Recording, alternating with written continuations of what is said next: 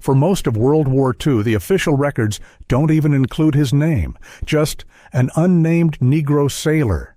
He saves lives at Pearl Harbor, shoots down enemy aircraft with a weapon he's never been trained to use, becomes the first black sailor to receive the Navy Cross, and the military still won't say his name out loud, not for months, not until the black press forces them to.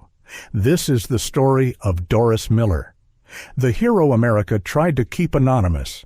December 7, 1941.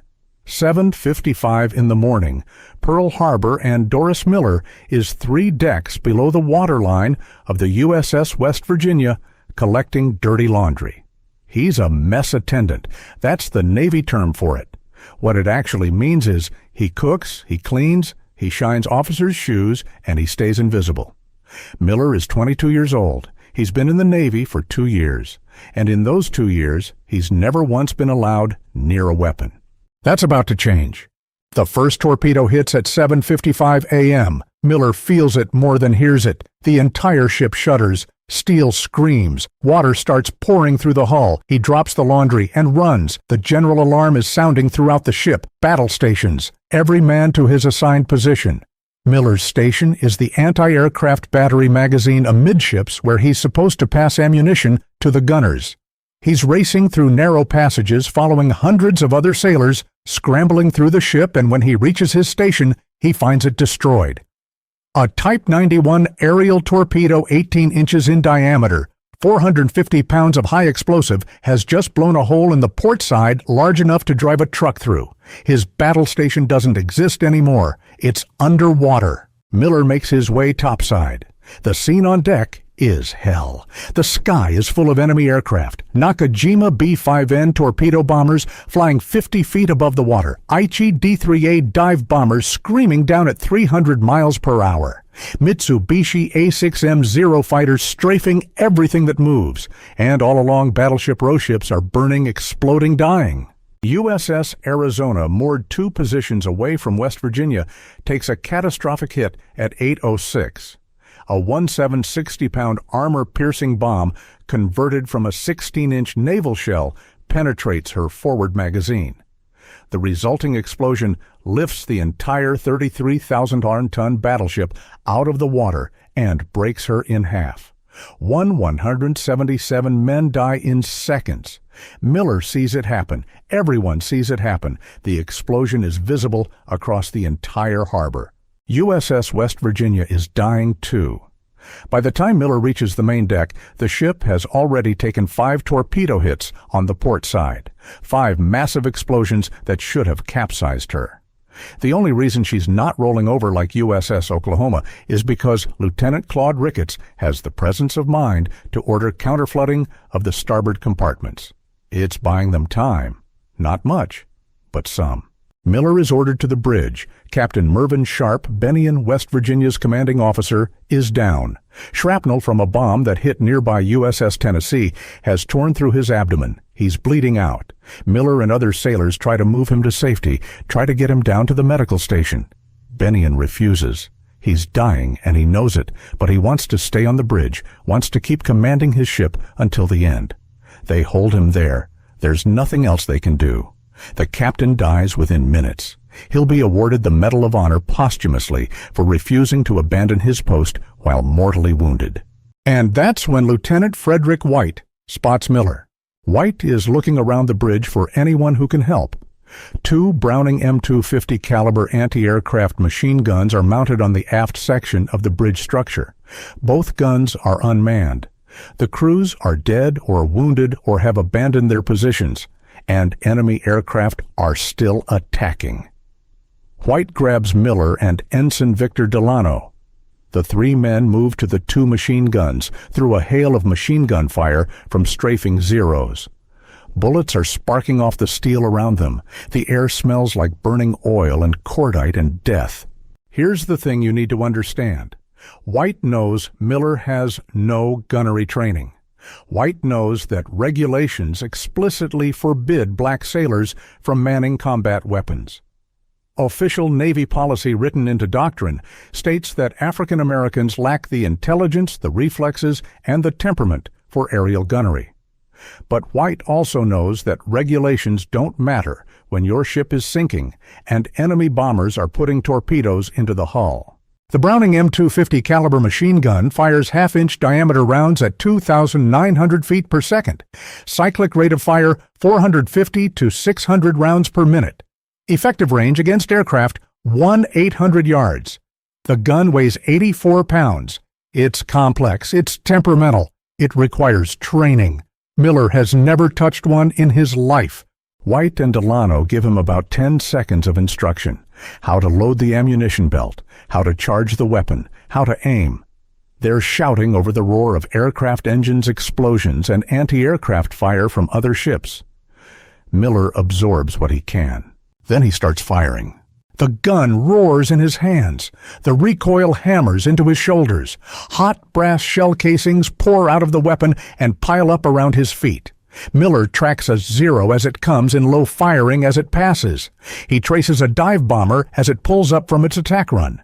He's leading targets the way he led quail when he was hunting back in Texas as a kid. The barrel of the gun heats up until it's glowing. His hands are blistering. His ears are bleeding from the noise. He keeps firing. White and Delano are feeding ammunition into both guns, pulling the long belts out of the cans and feeding them into the receivers. Miller is manning the starboard gun. He fires in sustained bursts at every attacking aircraft that comes within range. He fires for approximately 15 minutes, fires until there are no more ammunition belts to load, fires until the gun goes silent. How many aircraft does he shoot down? The official record credits him with 1 confirmed kill. Miller himself will say later, "I think I got one of those Jap planes. They were diving pretty close to us."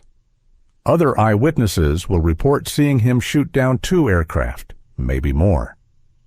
The chaos of the battle makes accurate assessment impossible. Gun camera technology in 1941 is primitive, and most of the footage from that morning is unusable. But here's what we know for certain. Miller performs as well as any trained gunner that morning, maybe better, and when it's over, when the ammunition is gone and the attackers are pulling back, someone asks him how he knew how to operate the weapon. Miller says, "It wasn't hard. I just pulled the trigger and she worked fine. I had watched the others with these guns. I guess I fired her for about 15 minutes. It wasn't hard. Let that sink in for a moment. It wasn't hard. The Navy has spent 2 years keeping Miller away from weapons. 2 years of regulations and doctrine and official policy stating that black men can't handle combat roles. And when Miller finally gets his hands on a .50 caliber machine gun, his reaction is, "It wasn't hard." At approximately 8:25, Lieutenant Ricketts orders Miller to stop and help evacuate wounded sailors. The attack is tapering off. The second wave has come and gone, but West Virginia is settling onto the harbor bottom. Fires are raging throughout the superstructure. Oil from ruptured fuel tanks is burning on the water's surface, creating walls of flame around the ship. Miller spends the next half hour pulling wounded men through burning oil and water to safety. He moves through smoke so thick he can't see more than a few feet ahead. He ignores the danger, ignores the flames, ignores the continuing explosions from secondary detonations. USS West Virginia loses 130 men killed and 52 wounded out of a crew of 541. Miller is among the last 3 men to abandon ship. He doesn't leave until ordered. He stays until there's nothing more he can do. Across Pearl Harbor, the devastation is complete. The assault, executed in 2 waves over less than 2 hours, kills 400 to 3 servicemen, and civilians wounds 178 more. 8 battleships sunk or damaged, 3 cruisers damaged, 3 destroyers damaged, 188 aircraft destroyed. The attackers lose 29 aircraft and 64 personnel. It's a catastrophic defeat for the United States, and it brings the country into World War II. Doris Miller survives. He's done his duty and more. He's saved lives. He's fired on the enemy. He's performed with courage that would break most men. And then he goes back to being a mess attendant, because officially nothing has changed. He's still mess attendant second class, still collecting laundry, still serving meals. The Navy's segregation policies remain in place. The fact that he manned an anti-aircraft gun and shot down enemy aircraft doesn't change his rating, doesn't change his job, doesn't change anything. But word starts to spread. Sailors who witnessed Miller's actions on the bridge talk, officers who were there right after action reports, and when the Navy compiles its initial list of personnel to be commended for bravery at Pearl Harbor, they include someone they describe only as an unnamed Negro sailor who manned a machine gun despite having no training. An unnamed Negro sailor. That's all. No name, no identity, just his race. The Navy knows who he is. They have his service record. They have the witness statements, but they don't release his name, not to the press, not to the public, not to anyone. For 3 months after Pearl Harbor, Doris Miller is a ghost, a hero without a name. The Pittsburgh Courier, one of the leading black newspapers in America, gets wind of the story. Reporter James G. Thompson starts investigating. Who is this unnamed hero? Why won't the Navy identify him? Thompson digs through Navy records interviews, survivors, tracks down leads. And on March 14, 1942, 3 months and 1 week after Pearl Harbor, the Pittsburgh Courier publishes a story revealing the sailor's name. Doris Miller. The story explodes. The NAACP launches a campaign demanding Miller be properly recognized. Northern politicians, both Democrats and Republicans, start pressuring the Navy. Black newspapers across the country pick up the story. If a black sailor performed heroically at Pearl Harbor, he deserves public acknowledgement. The Navy's refusal to identify him is seen correctly as another manifestation of institutional racism. Secretary of the Navy Frank Knox is in a difficult position. Knox opposes integration of the armed forces. He's stated publicly that black sailors should be limited to mess duties because they lack the capability for combat roles. Miller's actions at Pearl Harbor directly contradict that position. Knox doesn't want to award Miller anything because doing so acknowledges that his entire worldview is wrong. President Franklin Roosevelt intervenes. Roosevelt understands the political moment. America needs heroes. More importantly, America needs black citizens fully engaged in the war effort, working in defense industries, buying war bonds, accepting rationing, supporting the war. You can't ask black Americans to sacrifice for the war while simultaneously refusing to honor their heroes. Roosevelt orders Knox to present Miller with the Navy Cross. On May 27, 1942, Admiral Chester Nimitz, Commander-in-Chief of the Pacific Fleet, pins the Navy Cross on Doris Miller's chest. The ceremony takes place aboard the aircraft carrier USS Enterprise at anchor in Pearl Harbor. Miller stands at attention in his dress uniform while Nimitz reads the citation. For distinguished devotion to duty, extraordinary courage and disregard of his own personal safety during the attack on the fleet in Pearl Harbor. The ceremony is photographed, filmed, distributed widely. Miller becomes the first African American to receive this decoration. Nimitz says during the ceremony, "This marks the first time in this conflict that such high tribute has been made in the Pacific Fleet to a member of his race, and I'm sure that the future will see others similarly honored for brave acts." But it's not the Medal of Honor. Multiple officers recommend Miller for the nation's highest award. Congressman John Dingell of Michigan nominates him. Senator James Meade of New York nominates him.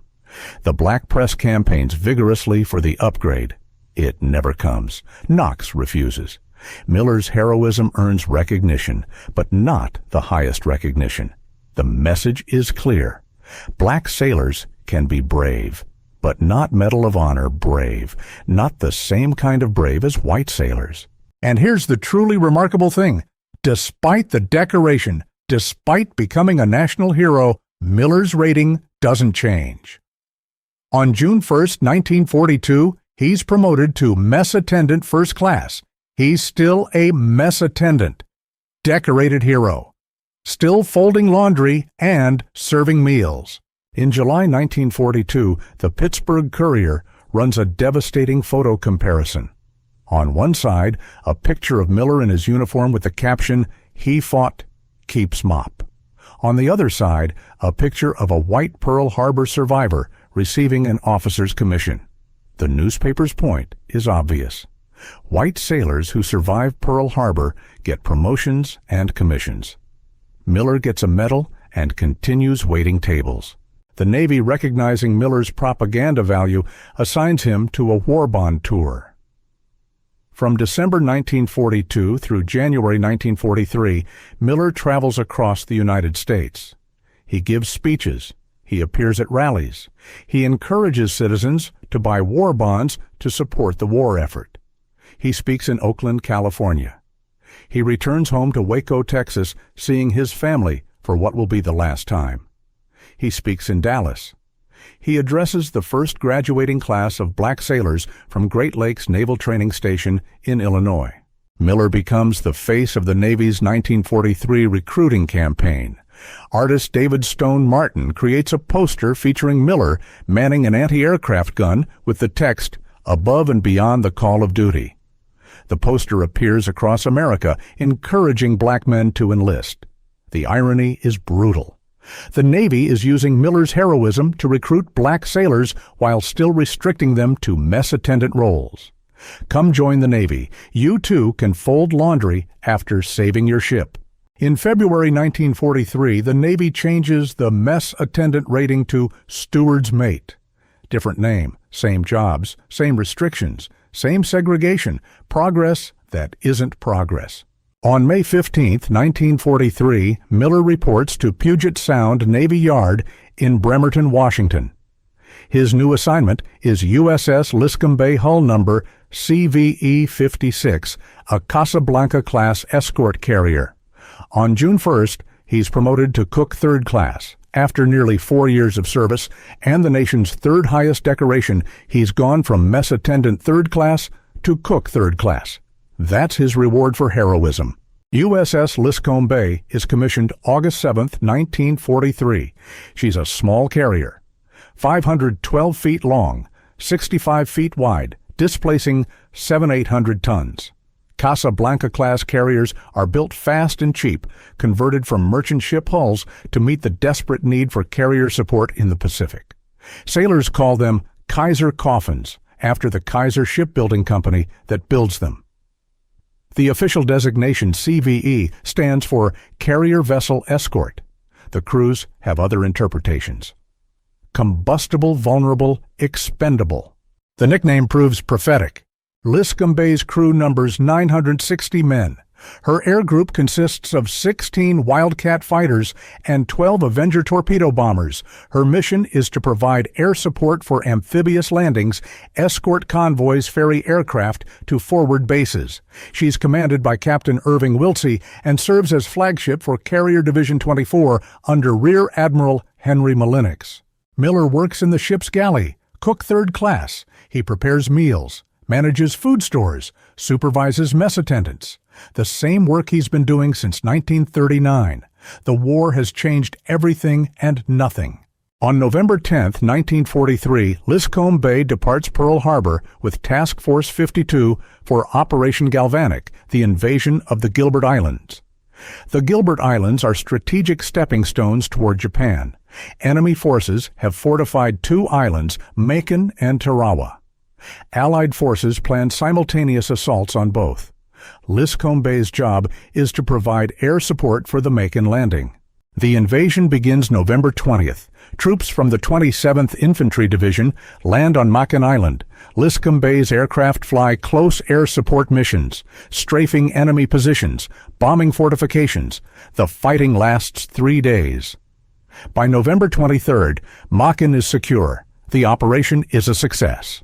Early morning, November 24, 1943, Liscome Bay is steaming 20 miles southwest of Butaritari Island in formation with escort carriers, Coral Sea and Corregidor. The ships are screened by destroyers. Liscome Bay is preparing to launch her first combat flight of the day. Flight deck crews are fueling and arming aircraft. Pilots are gathering for briefings. Below decks, Miller is probably preparing breakfast for the crew. It's routine, normal, just another morning in the Pacific War. At 5:10 a.m., a lookout spots a torpedo wake. 1 second to shout a warning. That's all the time there is. Enemy submarine I-175, commanded by Lieutenant Commander Sunao Tabata, has penetrated the destroyer screen undetected during the night. The submarine has been tracking the task force for hours, waiting for the perfect moment. Tabata fires a spread of 4 Type 93 torpedoes, long lance torpedoes, 24 inches in diameter, propelled by pure oxygen engines that leave almost no wake, almost invisible. One torpedo strikes Liscome Bay near the stern just aft of the after-engine room. The 180-pound warhead detonates against the hull. Normally, even a torpedo this size wouldn't sink an escort carrier immediately. The ship would have time to control damage, time to evacuate, time to fight. But this torpedo strikes in the worst possible location, right next to the aviation ordnance magazine where the ship stores bombs and ammunition for the aircraft. The magazine detonates. The explosion is beyond catastrophic. Every 500-pound bomb in storage, every piece of aviation ordnance, everything detonates simultaneously. The blast is equivalent to 500 tons of TNT. It rips Liscome Bay in half. The entire stern section of the ship simply disintegrates, disappears. Shrapnel flies 5,000 yards in every direction. Debris rains down on USS New Mexico 1,000 yards away. A mushroom cloud of smoke and flame rises 1,000 feet into the air. Sailors on other ships think they're seeing a nuclear explosion. The atomic bomb doesn't exist yet, but this is what it will look like. Every man in the after section of the ship dies instantly. The entire hangar deck crew sailors who were fueling and arming aircraft dead. The explosion blows pilots waiting on the flight deck into the water. It knocks sailors off their feet on ships a mile away. Liscome Bay lists immediately to starboard. Fire consumes the forward hangar, the flight deck, everything. The carrier is doomed and everyone knows it. At 5:33 a.m., 23 minutes after the torpedo strike, Liscome Bay capsizes and sinks. From torpedo impact to final sinking, 23 minutes. That's all. 646 men die. Captain Irving Wiltsey, Rear Admiral Henry Malinix, Cook Third Class Doris Miller, 54 officers, and 592 enlisted sailors, 12 Avenger torpedo bombers, 7 Wildcat fighters, all gone. 272 survivors are pulled from the water by destroyers in the task force. Many are burned, some are dying, most are in shock. On December 6, 1943, Connery and Henrietta Miller receive a telegram at their home in Waco, Texas. Their son is missing in action. The date is 1 day before the 2nd anniversary of Pearl Harbor. The letter describes how Liscome Bay was struck by 1 or more torpedoes from an enemy submarine about dawn and sank. Doris is listed as missing, not dead.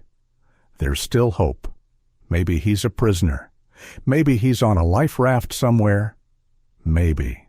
But there's no maybe. Doris Miller died in the explosion. His body is never recovered.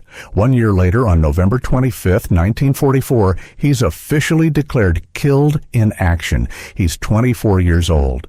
Let me tell you what Doris Miller's legacy means. He never receives the Medal of Honor. He receives the Navy Cross, the Purple Heart, the Defense Service Medal, the Asiatic Pacific Campaign Medal, the World War II Victory Medal, all posthumous, all too late. But here's what happens because of Doris Miller. His service, combined with the service of other black military units during World War II, provides crucial evidence in the fight for military integration.